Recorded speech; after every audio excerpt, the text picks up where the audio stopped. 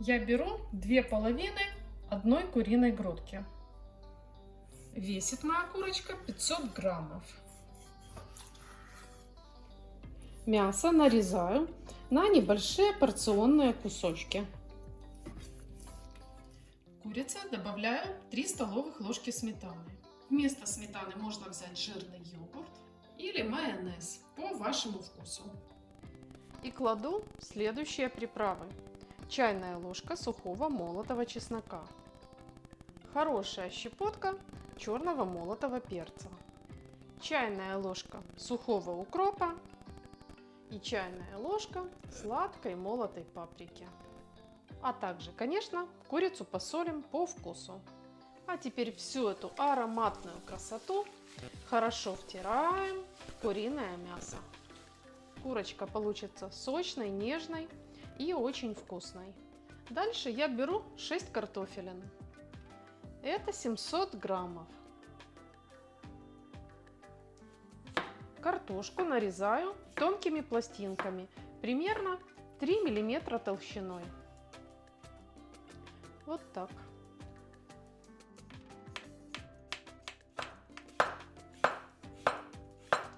Затем нарезанный картофель закладываем в кастрюлю с кипящей водой.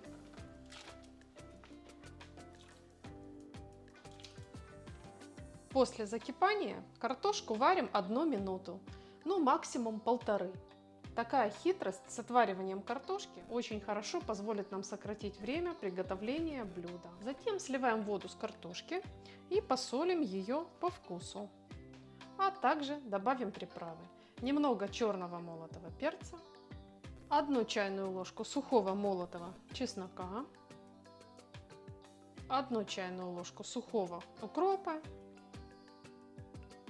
и пару столовых ложек растительного масла.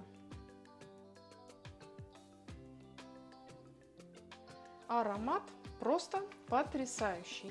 Вместо растительного масла можно взять сливочное масло. Тогда картошка будет еще ароматнее и еще вкуснее. В общем-то, на ваш выбор.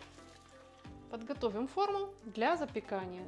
Опять-таки смажем ее растительным или сливочным маслом.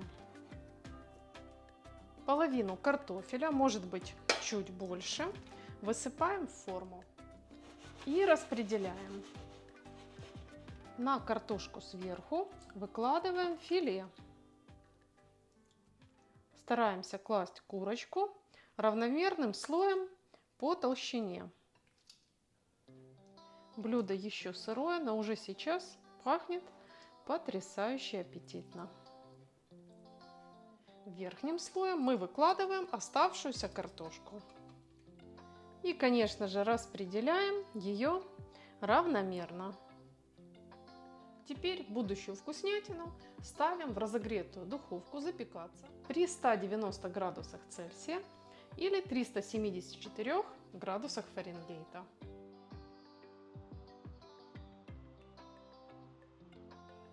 Через полчаса у нас вот такая ароматная красота. Идеальное блюдо на каждый день. Но я предлагаю сделать еще финальный штрих, можно сказать, для праздничного варианта этого блюда. Я разбиваю 1 яйцо и разболтаю его до однородного состояния. 100 граммов сыра натираю на средней терке. Сыра можно взять и больше, этим вы точно блюдо не испортите.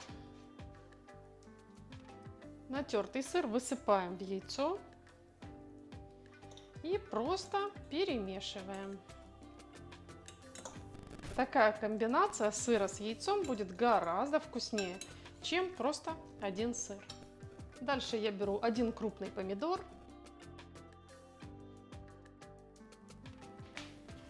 Помидор режу тонкими четверть-кольцами. Нарезанные помидоры просто раскладываю поверху.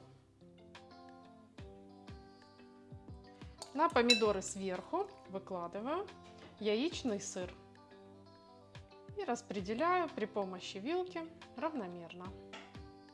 И теперь опять отправляем эту вкусноту в духовку. Еще 15 минут и наше потрясающе вкусное блюдо готово. Правда, время запекания может отличаться в зависимости от вашей духовки. Готовьте с удовольствием, если этот рецепт вам тоже понравился. А также не забудьте подписаться на канал и нажать колокольчик, чтобы сразу видеть новые интересные рецепты. Ставьте лайк под видео и пишите ваше мнение в комментариях. А я желаю вам мирного неба и крепкого здоровья. До встречи, как обычно, в следующем вкусном видео.